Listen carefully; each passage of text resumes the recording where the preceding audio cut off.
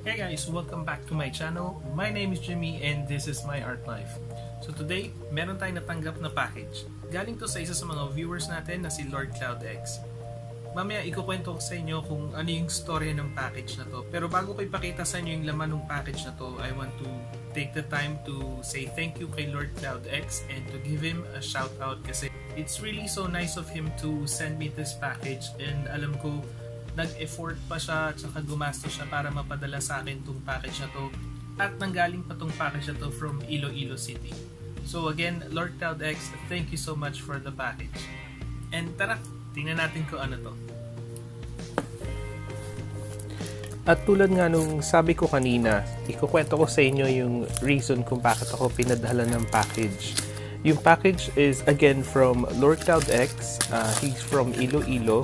And tulad nyo, active din siya dito sa My Art Life. Parati rin siyang nanonood at nag-leave ng comments. Meron din siyang web blog about Nagi ng Hayate The Combat Butler.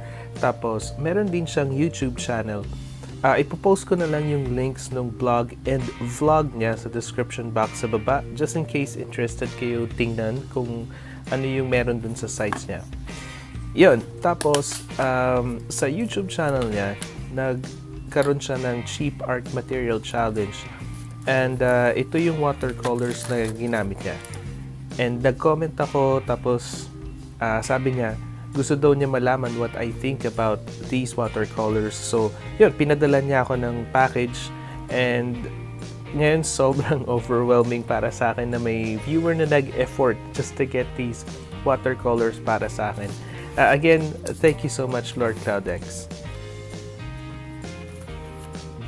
Okay, so ito na yung watercolor set na titingnan natin today kung okay. And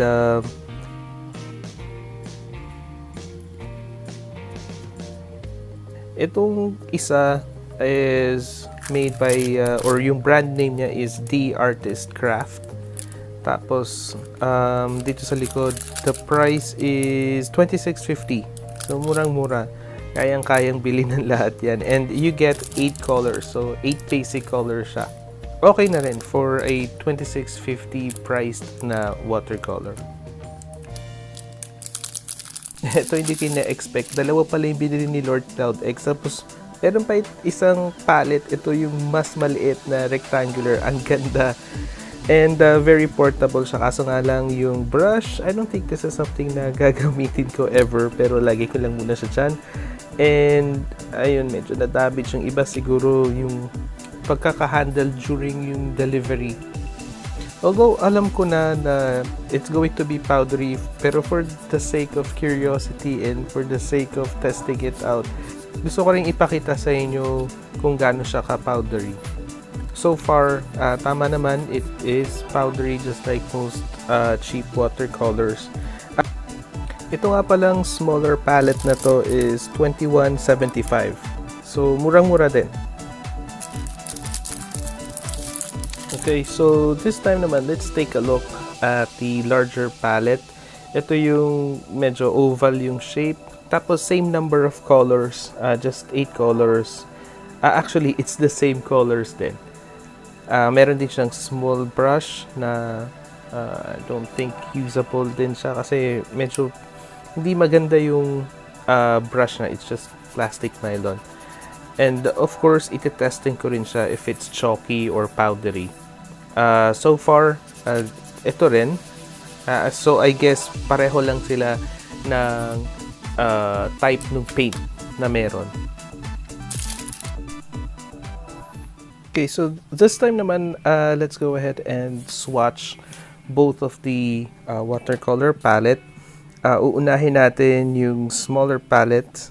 Pero itong smaller palette na to, tuwang-tuwa ako sa kanya kasi ang liit niya. Tapos, napaka-portable. Kasyang-kasya to sa bulsa.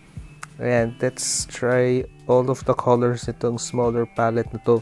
And again, 8 colors yung meron yung palette na to. This is priced at $21.75 lang.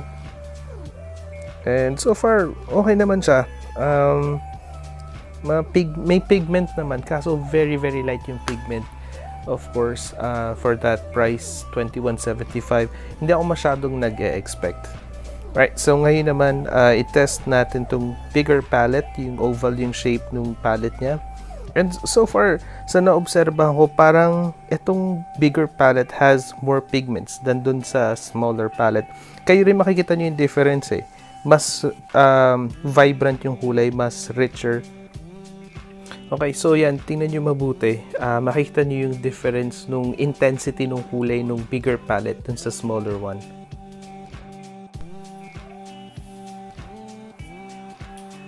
Alright, so before we move forward, meron pala akong tips sa inyo guys. So kung yung ginagamit yung watercolors are chalky or powdery or medyo parang dull yung kulay or mapusyaw, pwede kayong gumamit ng sealer. Ito, this is a sealer by VEIKK. Kung wala kayo nito, pwede rin kayo maghanap sa hardware store. Sabihin nyo lang doon emulsion. And yung parang kalahating liter or 1 liter na lata nun is only 180 pesos.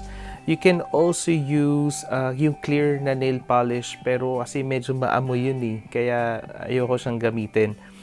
At ito kung mapapansin nyo, habang nilalagay ko yung sealer, binabalik niya yung vibrancy ng kulay ng watercolor. Mas nagiging matingkad. And on top of that, kapag natuyo na siya, tapos hinawakan niyo yung surface, hindi na didikit sa kamay niyo yung kulay or yung paint.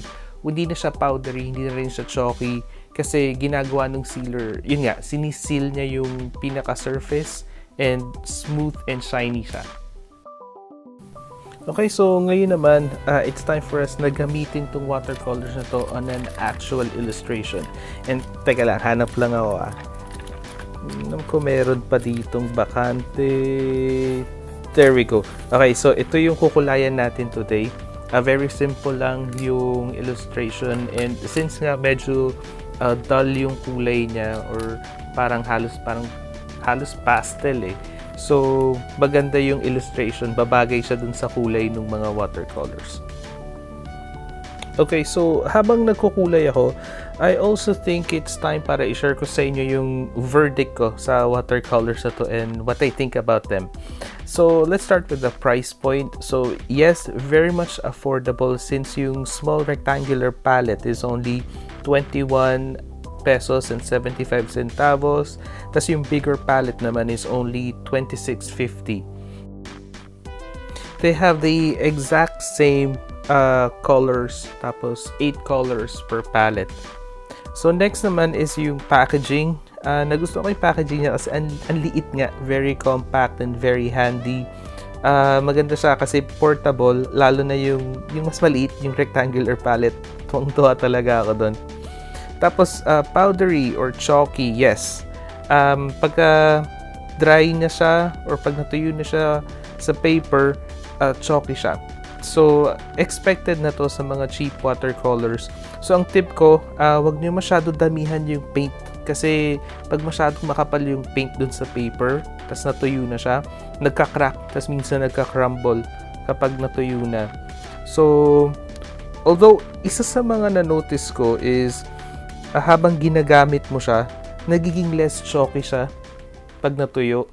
I guess hindi consistent yung parang glue na meron yung paint na to. So, that's why habang ginagamit nyo, siguro yung glue nasa ilalim, mas nami-mix mo yung paint dun sa glue. Observation ko lang naman yun with this watercolor. Pero again, mas nagiging less chalky siya habang ginagamit ko ng ginagamit. Sa usapang pigments naman, of course, nabanggit ko na kanina, dull, mapusyaw, or light yung pigments niya. Well, since cheap watercolors kasi siya, so expected ko na nakulang siya sa vibrancy, tsaka magiging very light talaga yung colors. Gusto ko rin i-mention yung free brush na kasama. Sobrang low quality siya. Typical to with cheap watercolors.